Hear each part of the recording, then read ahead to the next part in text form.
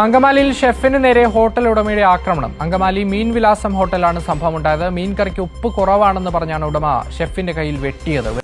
എന്താല്ലേ മീൻ കറിക്ക് ഉപ്പില്ല എന്ന കാരണത്താൽ ഹോട്ടൽ ഉടമ തന്നെ അതേ ഹോട്ടലിലെ ഷെഫിനെ വെട്ടിയിരിക്കുന്നു. അപ്പോൾ കഴിഞ്ഞ ദിവസങ്ങളെല്ലാം മീൻ കറി അല്ലെങ്കിൽ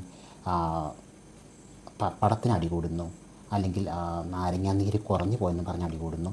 അങ്ങനെയൊക്കെ പുറത്തുനിന്നുള്ള കസ്റ്റമറാണ് അങ്ങനെ അടികൂടിക്കൊണ്ടിരിക്കുന്നത്. പക്ഷേ ഇപ്പോൾ ഒരു വാർത്ത കേൾക്കുന്നത് മീൻ വിലാസം എന്ന അങ്കമാലിയിലെ ഒരു ഹോട്ടലിൽ ആ ഉടമസ്ഥൻ തന്നെ, അല്ലെങ്കിൽ ആ ഒരു മുതലാളി തന്നെ അതേ ഹോട്ടലിലെ ഷെഫിനെ, ആ ഷെഫ് അതായത് അദ്ദേഹത്തിന് ആഹാരം വിളമ്പിയപ്പോൾ മീൻ കറിക്ക് ഉപ്പില്ല എന്ന കാരണത്താൽ അയാളെ വെട്ടി അങ്ങനെ പരിക്കേൽപ്പിച്ചു. അങ്ങനെയാണ് ആ ഒരു വാർത്ത കാണാൻ പറ്റുന്നത്.